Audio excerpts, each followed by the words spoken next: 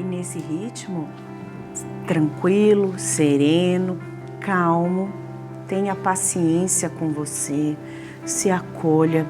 Quando a gente entra em contato com algum sentimento nosso, de repente pode ser um vazio, pode ser algo que esteja te deixando aflito. É tão ruim a sensação de aflição, né?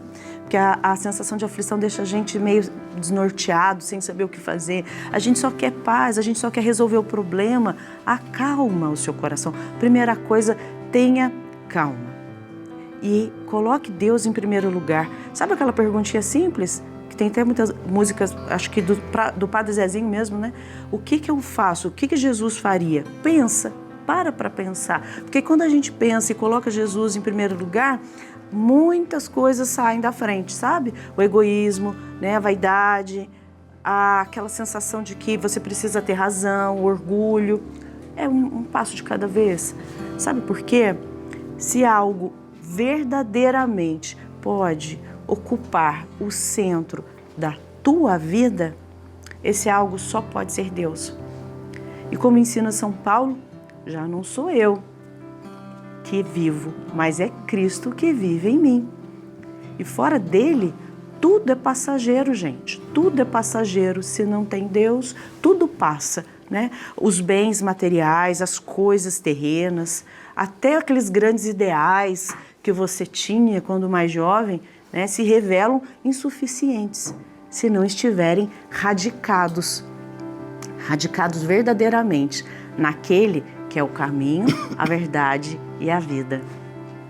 E olha só, Cristo não é um complemento à tua existência. Eu tenho aqui, olha, minha família, minha casa, meu trabalho, meus amigos, meu futebol, meu jogo no clube é isso e aquilo. Não. E tenho Deus. Não, tudo é Deus. Ele é o seu alicerce. É o sentido que ordena todas essas coisas que eu acabo de colocar para você.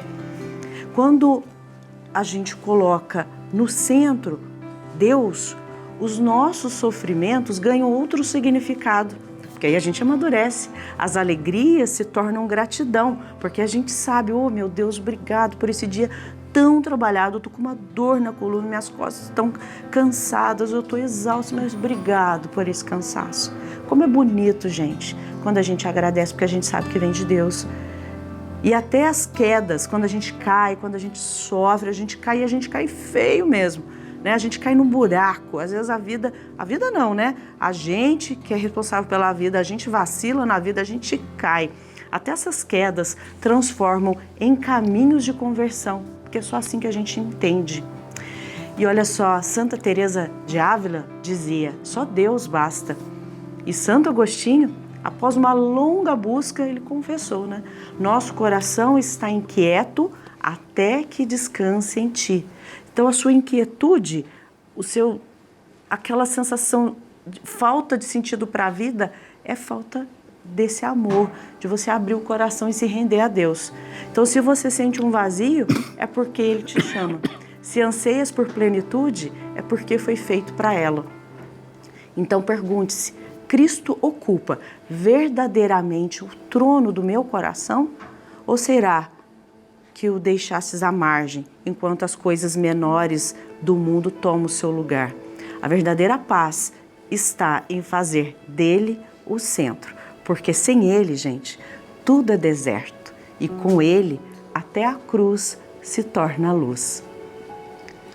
Vamos em São Mateus refletir a palavra, a luz da verdade, da vida.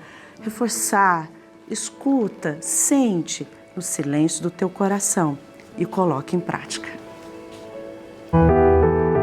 Não ajunteis tesouros na terra, onde a traça e a ferrugem os destroem e os ladrões assaltam e roubam.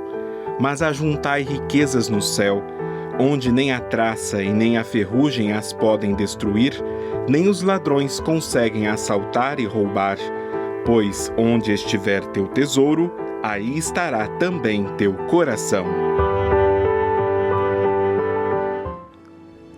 A grande pergunta de hoje é exatamente essa. Onde é que está o seu coração? Onde é que está o seu tesouro? Onde está o seu tesouro, aí está o seu coração. Onde está o seu coração, aí está o seu tesouro. E tudo depende exatamente daquilo que a gente estava refletindo até agora, né? Será que realmente o meu coração está nesse gosto de viver, de existir, de conviver, de amar? Não se esqueça que a nossa sociedade, a nossa cultura atual no mundo é uma cultura de concorrência, de competição, em que a gente está sempre naquela pressa de querer adquirir bens, amontoar coisas, sei lá, às vezes nas famílias mesmo, incentivando os filhos a estudarem, a fazerem carreira. Não é no sentido de que eles possam crescer como gente, que eles possam servir melhor, mas é para ganhar mais, para ser mais importante na sociedade, para se tornar doutor. E esse besterol imenso, cuja consequência está sendo uma geração de depressão, muitas vezes de tristeza, de descontentamento, insatisfação constante, porque coloca o coração na disputa, na competição. E isso, minha gente, nunca vai ter um fim, nunca. E vai sempre ser um desastre total na vida de um ser humano para morrer frustrado, com inveja, com ambições não conquistadas. Coloque o seu coração primeiramente em Deus, porque colocando em Deus, principalmente colocando no coração do Cristo, o Cristo nos deu as bem-aventuranças. E Ele diz por onde vai a felicidade. Bem-aventurança significa felicidade. A sua felicidade vai por aqui, diz Ele. Vai por esse contentamento que você tem, por aquilo que você já tem. Ele diz, bem-aventurados os pobres, deles é o reino do céu. Bem-aventurado aquele que é misericordioso. Bem-aventurado aquele que é simples, humilde. Ou seja, Jesus ensina um caminho para nós que Ele viveu, mostrou que é um caminho viável e possível, mas que não é o caminho bendito e triste deste mundo, em que a gente está o tempo todo numa tensão constante, sem colocar o coração da gente lá onde ele deve estar.